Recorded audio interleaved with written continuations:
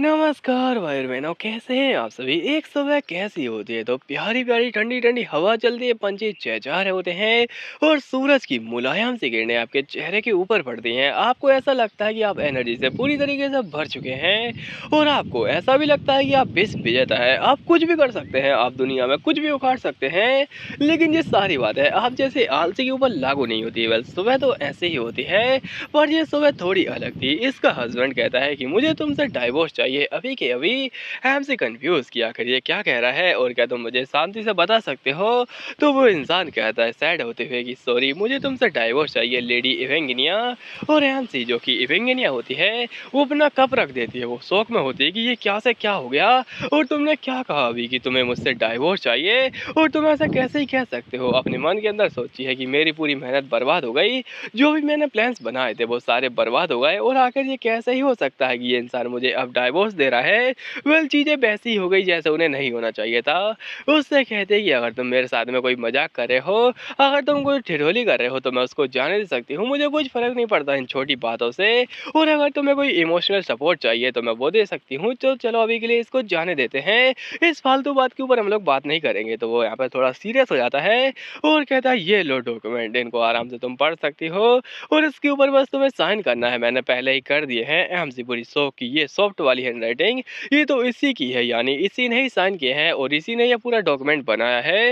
यानी ये काफ़ी ज़्यादा सीरियस है और चीज़ें ऐसी कैसे हो गई कि ये इंसान सीरियस हो गया डॉक्यूमेंट बनाने के बारे में और इसने अभी मेरे को डाइवोर्स भी दे दिया है। आखिर ये क्या चालू है और क्या मेरी मेहनत ऐसे ही मैं बर्बाद होने दूंगी। तो बिल्कुल भी नहीं। और वो इंसान कहता है बस तुम आराम से पढ़ सकती हो उनको और साइन कर दो। और अपनी एमसी कहती है साइन चाहिए ना, साइन चाहिए ना, आज ही मेरा कद्दू करे साइन। और उसको फाड़ देती है और कहती है मुझे ऐसे घटिया मजाक पसंद नहीं, इसलिए बाहर में जाओ। और वहां से गुस्से में उठ के चली जाती है। उसका हस्बैंड कहता है लेडी इवेंगिनिया प्लीज मेरी बात सुनिए। एमसी बाहर आती है और कहती है क्या मैं इस दुनिया में बस एक डाइवोर्स के लिए आई हूँ? बिल्कुल भी नहीं, और मैं एक डाइवोर्स तो बिल्कुल नहीं देने वाली हूँ। वेल अपनी पिछली लाइफ के बारे में बता दी कि मैं गोल्डन स्पून के साथ में पैदा हुई थी और मेरे पास में अखंड पैसा था, इतना पैसा कि अंबानी भी मेरे तलबे चाटता था। और जो एलोन मस्क था ना उसकी मैंने मूछें बना के काट डाली थी उसकी मूछें। इतने ज़्यादा पैसा था मेरे पास में और इतना पैसा होने के चक्कर में जो मेरे फादर थे ना वो घमंड में आ गए कि ये सारी चीज़ें मेरे चक्कर में हो रही हैं, मैंने यहाँ पे ये सब किया है अपनी मेहनत से। लेकिन रियल बात तो ये थी कि उसकी जो ग्रैंड माँ थी ना उसने बताया था कि यहाँ पे मेरे पास में कमाल का लक है। हैंसी बता दी कि इसी वजह से यहाँ पे मेरे फादर और मेरी मदर में झगड़ा हो गया, बहुत ज़्यादा ही झगड़ा हुआ, इतना ज़्यादा कि यहाँ पे हम लोग अलग हो गए मेरे फादर से।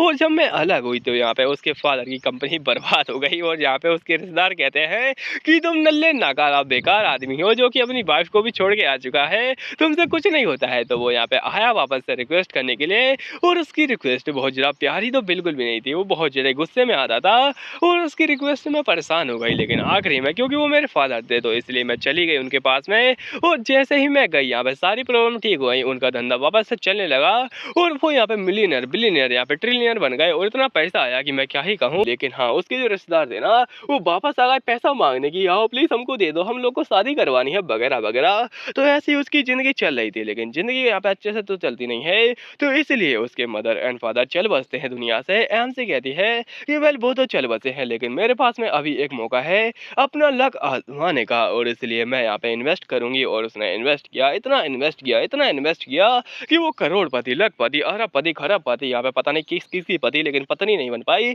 और ऐसा सब पति बन गई अपनी एमसी। यहाँ पे इतना ज्यादा पैसा कमा लेती है कि शेयर मार्केट में बस उसी का नाम चलता है, उसी का रोला चलता है। लोग बोलते हैं कितनी ज्यादा वेल्दी है, कितनी महान है और कितनी ज्यादा रिच लड़की है ये। लेकिन उन सभी को नहीं पता है अपनी यहाँ पे पर्सनल लाइफ के बारे में कि मेरे पास में कोई नहीं है और ना ही मेरे को कोई चाहिए, क्योंकि मेरा यहाँ पे प्यार से भरोसा उठ चुका है, मेरा लोगों से भरोसा उठ चुका है और अब मेरे को यहाँ पे कोई ऐसा सूटेबल इंसान नहीं मिला है जिससे कि मैं प्यार करूँ। लेकिन एक है जो कि मेरे को बहुत ज़्यादा ही पसंद है और वो एक मानवा है जहाँ पे जो कि चूजिंग द डेंजरस मैन वगैरह वगैरह ऐसा कुछ मानवा है। तो एक सेंटेंस के बारे में है और अपनी आम से कहती है ये सच में मुझे बहुत ज़्यादा ही पसंद है और तुम मेरे प्यारे लुडियन तुम मुझे बहुत ज़्यादा ही पसंद हो। और अपनी एम से बताती है इस मानवा के अंदर कि यहाँ पे 4-5 मेन लीड हैं जो कि यहाँ पे सेंटेंस के पीछे पड़े हुए हैं और सेंटेंस को किसी एक को चुनना है। उन्हीं के बीच में आता है एक प्यारा सा यहाँ पे कैरेक्टर जिसका कि नाम है यहाँ पे यूक्लिड लुडियन, जो कि मेरे को बहुत ज़्यादा ही पसंद है, बहुत ज़्यादा ही प्यारा है। लेकिन दिक्कत ये है कि वो साइड कैरेक्टर से भी ज़्यादा साइड कैरेक्टर है, मतलब उससे ज़्यादा एक पौधा, एक साइड में रखा हुआ पौधा भी ज़्यादा इंपॉर्टेंट इम्पोर्टेंट होगा, इतना ज़्यादा साइड कैरेक्टर है वो।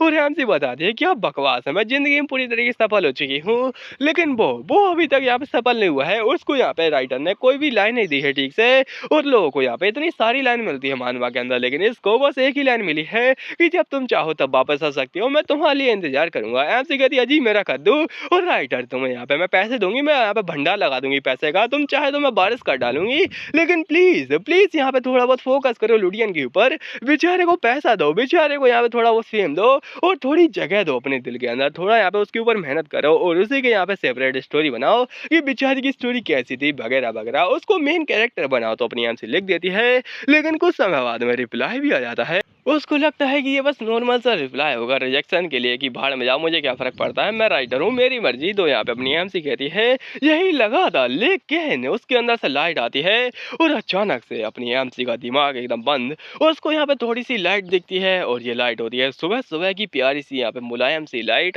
एमसी अपनी आंखें खोलती है और कहती है हाँ ये कौन सी जगह है, क्या हो चुका है, और मेरा सिर इतना घूम क्यों रहा है, और आखिर ये सब क्या चालू है, ये पुरानी से गए, और ये लड़की कौन है, मैं क्या बन चुकी हूँ, ओह माय गॉड। रुको जरा, ये सिल्वर से हेयर, यहाँ पे ये थोड़े डार्क से हेयर, और ये पर्पल आइज, मैं तो बिलीनियस बन चुकी हूँ, जो कि एवेंगिनिया है, और ये वही खौफनाक बिलीनियस है जो कि यहाँ पे मानवा के अंदर बेचारी सेंटेंस को परेशान करती है, उसको यहाँ पे जान निकालने की कोशिश करती है। एमसी कहती है ओह माय गॉड आए, और ये क्या चालू हो गया, मैं एक मानवा के अंदर आ गई, क्या मैं कोई सपना देख रही हूँ, लेकिन आखिर ये मेरे सिर के ऊपर क्या बंधा हुआ है, ये बहुत ज्यादा दर्द कर रहा है। रुको जरा, क्या ये कोई सच में सपना है, लेकिन ये इतना रियल कैसे हो सकता है कि मेरे को दर्द हो रहा है। तभी उसके साइड में से कोई कहती है कि माय लेडी मैं आ रही हूँ। एमसी कहती है क्या कौन है आखिरकार, और तभी एक मेड आती है जो कि कहती है माय लेडी ये लीजिए चाय पी लीजिए, और रुको जरा, आप तो ठीक हो चुके हैं, आप तो उठ चुके हैं, और ये कितनी खुशी की बात है, माय लेडी उठ गई, माय लेडी उठ गई। वो कहती है आखिरकार तुम कौन हो, तो ये कहती है कि आप मुझे भूल चुकी हैं, मैं आपकी प्यारी सी मेड, मेरा नाम एहनी, आप मेरे को भूल चुकी हैं, ये कैसा हो सकता है कि आप मेरे को भूल गई। एमसी कहती है रुको जरा एहनी, ये नाम तो सुनीला सुनीला लगता है, और ये तो बिजनेस की मानवा का यहाँ पे जो मेड थी ना उसी का नाम है। हे भगवान सत्यानाश, मैं एक बिजनेस बन चुकी हूँ, ये क्या हो गया, ये क्या कर डाला मैंने। और रुको जरा, और अगर यहाँ पे मैं एक बिजनेस बन चुकी हूँ, यानी कि मेरा जो पति है ना वो रुडियन होगा। जी हाँ, बिजनेस का पति रुडियन ही था, मतलब कि वही लड़का जिसको कि अपनी एमसी प्यार करती है, यानी कि वो सीधा यहाँ पे जैकपॉट जीत चुकी है। एमसी कहती है और अगर ऐसी बात है तो उसकी अपनी मेड भी शौक हो जाती है कि आखिर ये क्या बातें बोली जा रही है। तो अपनी एमसी सोचती है बस मेरी उसके साथ बस शादी हो जाए और मैं मजे करूंगी, और मैं उसको डाइवोर्स क्यों ही दूंगी, मैं नहीं दूंगी उसको डाइवोर्स, वो ये मेरा प्यार सा रुडियन, मैं उसके साथ में शादी करने वाली हूँ, और उसका नाम यूक्लिड लुडियन है। तो पूरा नाम यहाँ पे मैं बोलूंगा नहीं, मैं उसको बस यहाँ पे लुडियन बुलाऊंगा। और अपनी एमसी बताती है लुडियन के बारे में कि आखिर कैसा इंसान है वो बहुत ज्यादा प्यारा है, और उसके यहाँ पे सोने सोने बाल और सोने सोने गाल, और इतना सोना है कि मैं क्या ही बताऊं, सोना कितना सोना है, सोने ऐसा उसका दिल, तो इसलिए सोना सोना कुछ ज्यादा ही सोना है। एमसी बताती है लेकिन जो यहाँ पे सेंटेंस डेंजरस चॉइस जो मानवा है उसके अंदर इसको भाव नहीं दिया जाता है, बेचारे का बहुत ज्यादा साइड कैरेक्टर बना दिया गया है, इसलिए इसका कोई कॉस्ट्यूम भी नहीं है, लेकिन मैंने खुद से बनाया था इसका एक कॉस्ट्यूम जो कि काफी ज्यादा बढ़िया था। एमसी कहती है मैं क्या ही कहूँ, मैंने तो जैकपॉट जीत लिया है, और अब मैं अपनी चैन की जिंदगी जीऊंगी, उसके साथ मैं शादी करूंगी, और शादी यही तो मैं करने वाली थी, लेकिन आखिर चीजें ऐसी कैसे हो गई, वेल मेरे को ये करना ही पड़ेगा। और अपने मन के अंदर सोच लेती है कि बस यहाँ पे चीजें बढ़िया तरीके से चल रही हैं, बस मुझे यहाँ पे उसके साथ में प्यारे रिलेशन बनाने हैं, और अभी मेरे को जानना पड़ेगा कि मैं किस टाइम पर हूँ। और पिछली लाइफ में मैं बहुत ज्यादा जिंदगी में झंड करी अपनी, तो यहाँ पे जिंदगी झंड कैसे हुई, तो वो स्कूल गई घर आई, स्कूल गई घर आई, फिर काम पे गई घर आई, काम पे घर आई, और उसके बाद में ऑफिस गई घर आई, ऑफिस गई घर आई, वगैरह वगैरह वगैरह। तो ऐसा ही चलता रहा, लेकिन उसको प्यार नहीं मिला, उसको वो यहाँ पे एंजॉयमेंट नहीं मिला लाइफ में, वो बस यहाँ पे बिजी हो गई, जैसे कि आप हो रहे हैं अभी अपनी चैन की जिंदगी छोड़कर, अभी आप पढ़ाई में लगे हैं, नीट की तैयारी में लगे हैं, इधर उधर लगी है, लेकिन ये सारी चीजें आपको यहाँ पे तब परेशान करती हैं जब यहाँ पे नीट का पेपर लीक हो जाता है। तो इसी वजह से अपनी एमसी कहती है मुझे सक्सेस नहीं मिली अपनी पर्सनल लाइफ के अंदर, भले ही मेरे को रियल लाइफ के अंदर सक्सेस मिल चुकी है, पर यहाँ पे अगर इसको देखा जाए तो अभी मैं उसकी वाइफ हूँ, तो यहाँ पे मैं मजे करूंगी, ओह ये क्या ही चाहिए, मैं उसके साथ बच्चे पैदा करूंगी, और मैंने तो नाम भी सोच लिए हैं, लेकिन जरा सोचने दो। क्या तुम मुझे बता सकती हो ये कौन सा समय चल रहा है, और क्या यहाँ पे आखिर में बेहोश कैसे हो गई थी, और यहाँ पे जो मेरे सिर पे पट्टी है वो किस लिया है। तो ये कहती है माय लेडी क्या आपको सच में याद नहीं है? और दरअसल बात ये है कि आप काफ़ी ज़्यादा गुस्सा हो गई थी कि यहाँ पे प्रिंस ने आपकी जो कज़िन है यानी कि मेलिसा उसको यहाँ पे प्रपोज़ल लेटर भेजा है शादी के लिए। एमसी कहती क्या प्रपोज़ल लेटर? आखिर मैं उससे गुस्सा क्यों होंगी? रुको ज़रा और नहीं अरे मैं तो भूल ही गई थी। उसका मुँह बंद कर देती है मेड का और कहती है बस आगे मत बोलो, आगे मत बोलो। मैं अपनी बेइज़्ज़ती नहीं सहना चाहती, मैं अपनी बेइज़्ज़ती नहीं करवाना चाहती। अरे नहीं मैं कैसे भूल सकती हूँ? मैं इतनी ज़्यादा बेवकूफ़, लुच्ची लफंगी और उल्लू की पट्टी थी कि जैसे ही यहाँ पे प्रिंस ने जिसको कि मैं बहुत ज़्यादा प्यार करती थी, उसके लिए मैंने रुडियन को डाइवोर्स दे दिया था। तो यहाँ पे मैं उसके पीछे गई थी और उसने यहाँ पे मेरी सिस्टर यानी मेरी कज़िन को यहाँ पे लव लेटर भेज डाला। तो इसी वजह से मैं यहाँ पे गुस्सा हो गई और अपने पागलों की तरह मैंने सिर फोड़ लिया और ऊपर से मैं कभी-कभी मरने की धमकी देती हूँ, ऊपर से मैं यहाँ पे भूख हड़ताल भी करती हूँ। हे भगवान सत्यानाश! मैं अपने बारे में ऐसी बातें नहीं सुनना चाहती, इसलिए बस शांत रहो। लेकिन ये बात इसने खुद ने सोच ली है तो उससे क्या ही फ़र्क पड़ता है कि दूसरा क्या कहे उससे। एमसी कहती है बस ठीक है इस बात को छोड़ो और वैसे मेरे फादर कहाँ पर हैं? ये कहती क्या फादर? और आप कहाँ पर जा रही हैं? एमसी कहती कुछ नहीं बस अपने फादर से मिलने जा रही हूँ और लोग उसको रोक देते हैं। वो कहता है सॉरी माय लेडी। एमसी एकदम डर जाती है, उसको कुछ अचानक से झटका लगता है और वो बेचारी ज़मीन पे गिर जाती है। वो कहती है अरे नहीं ये क्या देख लिया मैंने? और गार्ड कहता है सॉरी माय लेडी लेकिन आप बाहर नहीं जा सकती हैं। और उसकी मेड कहती है गुस्से में कि तुम्हारी हिम्मत कैसी जो लेडी है उनको कोई शार्प ऑब्जेक्ट दिखाने की, क्या तुम उनके बारे में भूल गए? तुम ऐसे कैसे कर सकते हो? तुम्हें शर्म नहीं आ रही थोड़ी भी? और एमसी कहती है अरे नहीं ये बीमारी जिसमें कि मैं यहाँ पे शार्प ऑब्जेक्ट से डरती हूँ ये वैसा ही फोबिया है। तो ये फोबिया इस लड़की को भी है यानी कि जो विलेंस है उसको भी। ये तो सत्यानाश हो गया और ये गार्ड से मेरे को बाहर नहीं जाने दे रहे हैं। इसका मतलब है कि मैं यहाँ पे हाउस अरेस्ट की गई हूँ, मेरे को किसी ने अपने ही कमरे के अंदर बंद कर दिया है। जैसे कि यहाँ पे अभी मोदी जी को कर देना चाहिए क्योंकि बाहर जाकर पता नहीं क्या क्या भाषण दे देते हैं। पहले ऐसा लगता है कि मेरा चैनल बंद हो जाएगा, उसको छोड़ दें। खैर मोदी जी बहुत ज़्यादा अच्छे हैं, उनकी पूजा की जानी चाहिए, अंधभक्तों पूजा करो। और यहाँ पे अपनी एमसी कहती है वेल यहाँ पे मेरे को समझ में आ चुका है क्या चालू है इधर। और यहाँ पे बहुत ज़्यादा घटिया बातें चालू है। वैसे मेरे फादर कहाँ पर है? मैं भूल ही गई थी। तो उसकी मेड कहती है वेल वो फादर वो तो यहाँ पे निकल गए, वो यहाँ क्यों ही आएंगे? उनको बहुत ज़्यादा काम था इसलिए वो नहीं आए। एमसी कहती क्या वो इतने बेकार है कि यहाँ पे फादर नहीं आए मेरे? छः छोड़ो खैर। और थोड़ी अजीब सी स्माइल करती है और कहती है पक्का ही मैं विलेन हूँ इसलिए नहीं आए होंगे मेरे फादर, और क्या ही फ़र्क पड़ता है? तो वो कहती है नहीं माय लेडी वो आपकी वजह चिंता कर रहे थे लेकिन उनको बहुत ज़्यादा ही अर्जेंट काम आ गया तो वो नॉर्थ में चले गए। बहुत ज़्यादा ही अर्जेंट था वो इसलिए यहाँ पे वो नहीं आ पाए, लेकिन यहाँ आपकी बहुत ज़्यादा केयर करते हैं वो। एमसी कहती क्या मेरी केयर? आज ही मेरा कद्दू। और यहाँ पे ये उसकी मेड बता दी कि वैसे यहाँ पे मैं एक चीज़ तो भूल ही गई थी, आपका जो यहाँ पे इंसान आपने जो कैद किया है बेसमेंट के अंदर मैं आपसे उसके बारे में भूल ही गई थी। जब आप बेहोश थी तब मैंने उसका ख्याल रखा। एमसी कहती तो कुछ रहा बेसमेंट के अंदर एक इंसान है और ये तो मैं भूल ही गई थी। वो भी उससे कहती है क्या बेसमेंट के अंदर कौन है आखिरकार? ये कहती जी हाँ, आपने एक स्लेव खरीदा था ना ब्लैक मार्केट से, तो वही है, वही बेसमेंट के अंदर है और मैं उसको खाना खिलाना भूल गई थी। लेकिन हाँ, मेरे को याद आ गया इसलिए मैंने उसको खिला दिया।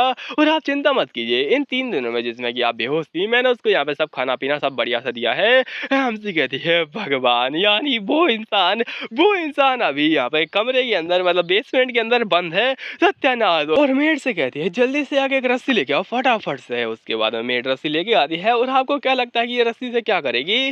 वेल ये रस्सी बांध कर यहाँ पर नीचे जा रही होती है खिड़की से और उसकी मेड कहती है माय लेडी आप ये क्या कर रही हैं? और मुझे पता होता पहले कि आप रस्सी से क्या करेंगी तो मैं रस्सी लाती ही नहीं। वेल इसको क्या लगा था कि अपनी एमसी फांसी लगाई रस्सी से? वेल ऐसा नहीं है। एमसी कहती है तुम चिंता मत करो, बस मैं आराम से सेफली पहुंच जाऊंगी। और पता नहीं क्यों ये तो यहाँ पे हाइट में भी छोटी नहीं थी, तो आखिर ये हील्स क्यों पहनती थी मुझे कुछ समझ में नहीं आ रहा है। वेल छोड़ो इन हील्स को, मैं आराम से नीचे आ सकती हूँ हील्स के साथ में भी, इतनी ज़्यादा दिक्कत की बात नहीं रहेगी। तो अपनी एमसी आराम से नीचे आ जाती है। वेल रस्सी में कोई यहाँ पे गठान थी नहीं, तो एमसी नीचे आई तो आई कैसे ये मुझे भी समझ में नहीं आ रहा है। एमसी कहती है हाँ फाइनली मैं नीचे आ गई, लेकिन अब अच्छी बात है अब मैं आराम से यहाँ पे जा सकती हूँ। और जरा देखो तो कितनी मेहनतदार हूँ मैं, तो मेहनत तो बहुत ज़्यादा करती हूँ, मेहनती तो बहुत ज़्यादा हूँ। और उसकी मेड कहती है माय लेडी प्लीज़ आराम से सेफली जाइएगा। वेल मैं पहली बार ऐसी कोई मेड देख रहा हूँ जो कि उसके सामने से कोई लेडी भाग रही है और वो कहती है आराम से जाइएगा। लोल अलग ही चालू है यहाँ पर। और एमसी कहती हाँ चलो बेसमेंट के अंदर चलते हैं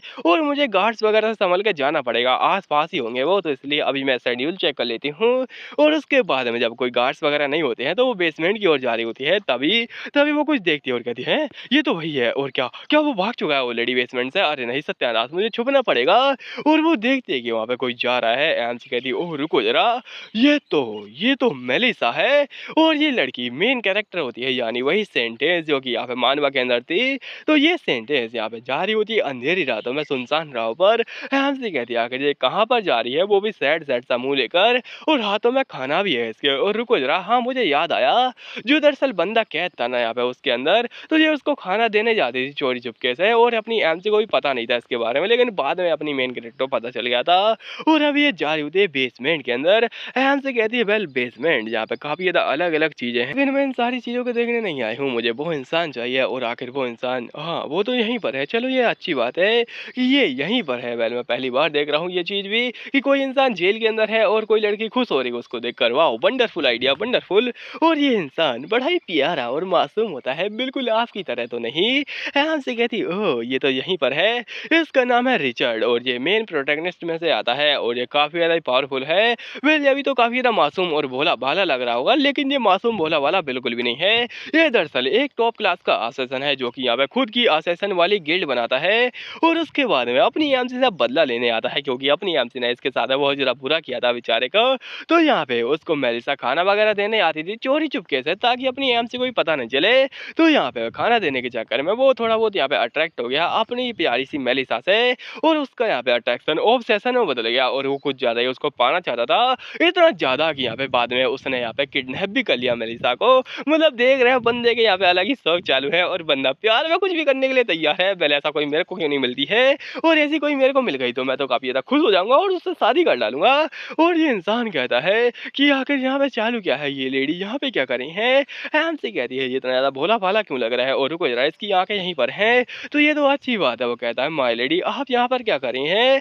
हमसे कहती है हाँ इसको मेरी चिंता हो रही है क्या, और इतने प्यार से क्यों बातें करे जा रहे हैं मेरे से, क्या यहाँ पे आखिर क्या चालू है। और उसकी आंखें देखो जरा कितनी ज्यादा प्यारी हैं, लाल लाल सी आंखें। वेल अच्छी बात है कि ये उसी के पास में है अभी, क्योंकि यहाँ पे रियल नॉवल के अंदर जो अपनी मेन कैरेक्टर आई मीन जो विलेन थी ना, उसने यहाँ पे उसकी लाल लाल आंखें निकाल ली थी, क्योंकि यहाँ पे उसकी जो आंखें थी ना वो प्रिंस के साथ में, जिसको कि अपनी एमसी पसंद करती है, उससे काफी ज्यादा मैच करती थी। तो देख रहे हो रियल बिजनेस ऐसी ही होती है। वेल अपनी एमसी अभी कहते हैं कि चलो ये अच्छी बात है कि एकदम ठीक है, और अभी मेरे को इसको आजाद करना पड़ेगा। वेल ये इसके हाथों में एक स्लेव मार्क बना हुआ है, लेकिन पता नहीं कैसे रियल नॉवल के अंदर ये ऑटोमेटिक गायब हो गया था, तो इसके बारे में भूल जाओ और अभी बस इसको आजाद करते हैं। लेकिन पता नहीं क्यों मेरे को घबराहट हो रही है, मेरे को सनसनाहट हो रही है, और मुझे क्या करना चाहिए। वेल ये मेरा दुश्मन है जो कि मेरे से नफरत करता है, तो क्या ये बाहर निकलते ही मेरे को मार डालेगा।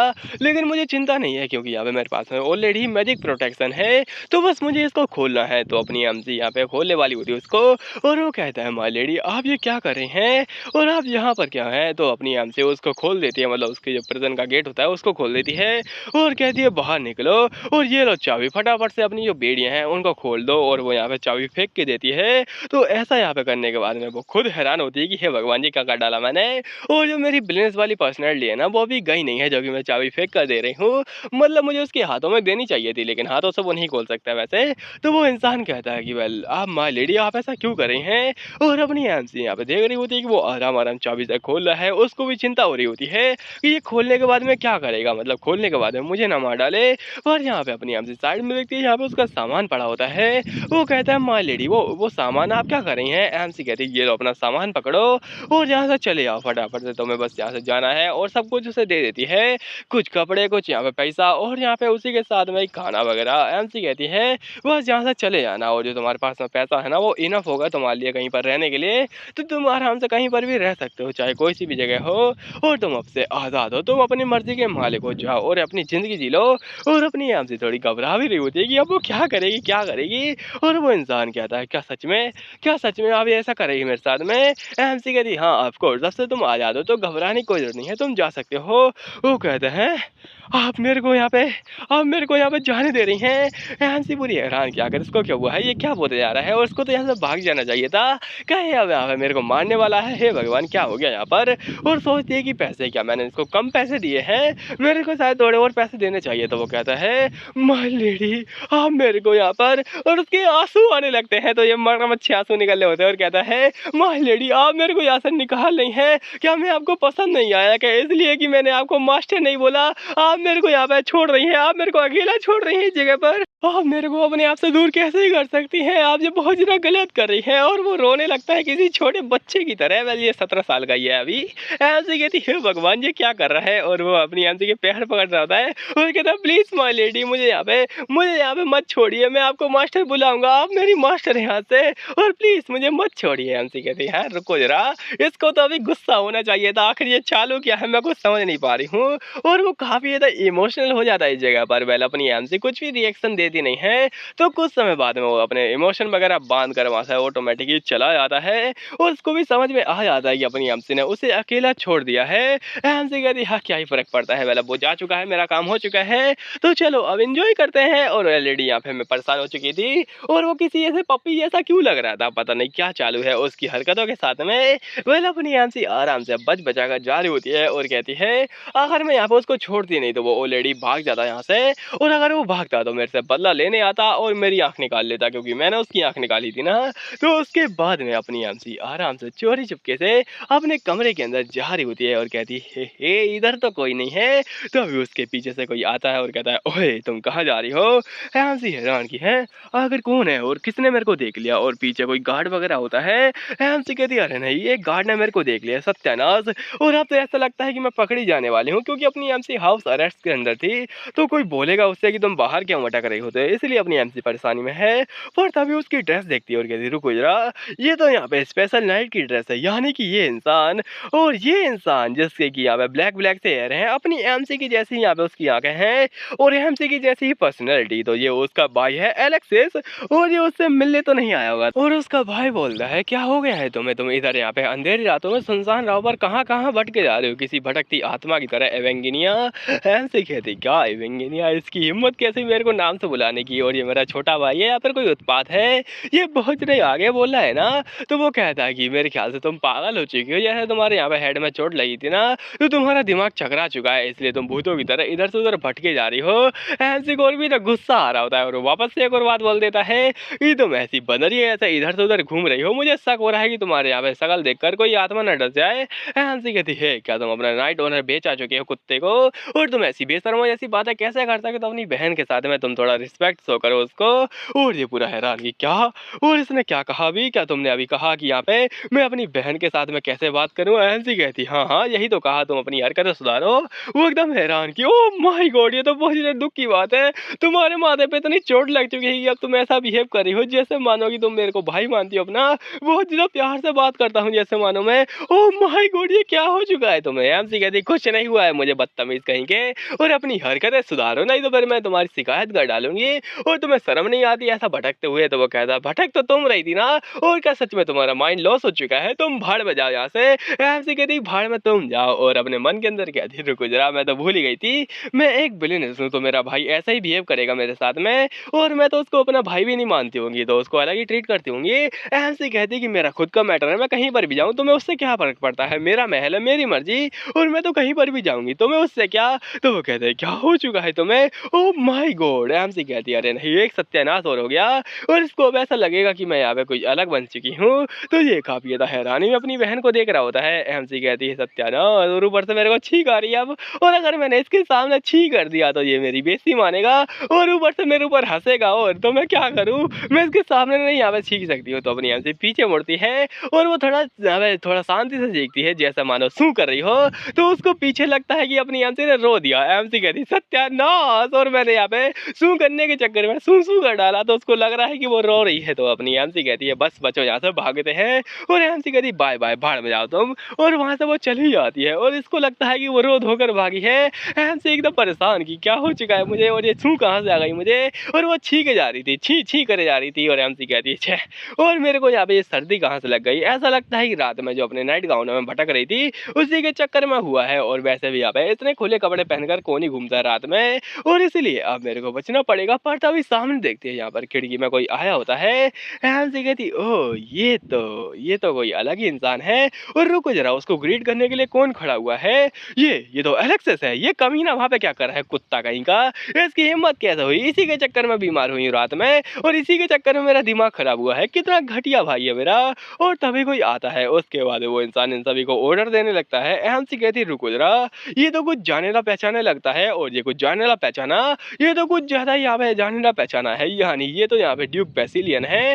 वेल मैं इनको बेसलीन बुलाऊँगा क्योंकि काफ़ी ज़्यादा सिमिलर है। हमसे कहती और इन्होंने एक मेड को ऑर्डर भी दिया है, क्या चालू है यहाँ पर? तभी वो मेड यहाँ पर आती है और एमसी से कहती है माय लेडी जो ड्यूक बेसिलियन है ना वो आपसे मिलना चाहते हैं। एमसी कहती क्या? और ये तो मेरे लिए एक मौका है, मेरे लिए एक तोहफा है और जिसको कि मैं पूरी तरीके से इस्तेमाल करने वाली हूँ ताकि मैं लुडियन के पास में पहुँच सकूँ। और बस मेरे को यही तो चाहिए था, उनसे थोड़ी मुलाकात ताकि मैं यहाँ पे उनसे परमिशन ले सकूँ। और बताती है अपने खतरनाक फादर के बारे में, काफ़ी ज़्यादा कोल्ड है, उनका यहाँ पे हार्ट एकदम पत्थर जैसा है।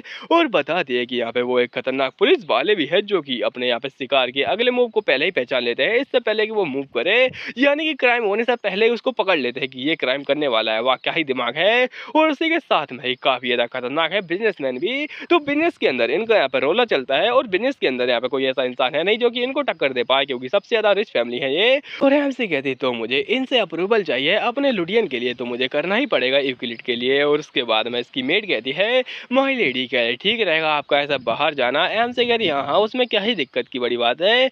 तो उसकी मेड कहती माय लेडी अभी आप बीमार हैं, मेरे ख्याल से आपको थोड़ा आराम करना चाहिए और आप उनको मना भी तो कर सकती है। एमसी कहती नहीं चलो चलते हैं। तो उसकी मेड कहती माय लेडी क्यों ना आप उनसे बाद में मिले, आप थोड़ा आराम कर लें और वो आपके लिए इंतजार कर लेंगे, उसमें कोई बड़ी बात है नहीं। और एमसी तभी बाहर आ जाती है, वो तभी एक नाइट को देखती है जो कि कल अपनी एमसी अब रात में आ रही थी, तब उसके सामने खड़ा था और कतई डर गया था वो। एमसी कहती हो ये तो वही है और उससे पूछती है अपना नाम बताओ। तो वो कहता है कि मेरा नाम गुसेल यहाँ पे क्वीन है। एमसी कहती हो ये तो यहाँ पे कुछ जाना पहचाना नाम लग रहा है गुसेल क्वीन। और रुको जरा, अगर यहाँ पे ड्यूक तुम्हारे बारे में पूछेंगे मेरे से तो मैं उन्हें बताऊंगी कि तुम काफी ज्यादा अच्छे और भोले वाले नाइट हो जो कि मेरी सिक्योरिटी पूरी अपने जी जान से करता है। वो कहता है शुक्रिया शुक्रिया शुक्रिया माई लेडी, मैं बहुत ज्यादा धन्य धन्य हो गया ये सुनकर। एमसी कहती हाँ इसमें कौन सी बड़ी बात है। तो वो अपनी मेड से बोलती है कि इससे क्या हुआ है। मेड कहती है माई लेडी क्या आपको ये नाइट काफी ज्यादा पसंद है। एमसी कहती हाँ काफी अच्छा नाइट है। तो उसकी मेड कहती है बहुत ही ज्यादा बढ़िया और मुझे लगा ही था मैं आपकी समझदार मेड, मैं उस प्लान को इसके ऊपर ही एग्जीक्यूट करूंगी। एमसी कहती हाँ कौन सा प्लान का है, कोई षड्यंत्र वगैरह कर रहे थे। वेल ठीक है इसको जाने देते हैं। एमसी कहती हाँ जो भी तुम्हें करना है करो आराम से और उसको पूरी तरीके से कंप्लीट करो। और एमसी को नहीं पता होता कि ये लोग कौन से प्लान के बारे में बातें करे जा रहे थे, फिर भी अपनी एमसी हाँ बोल देती है।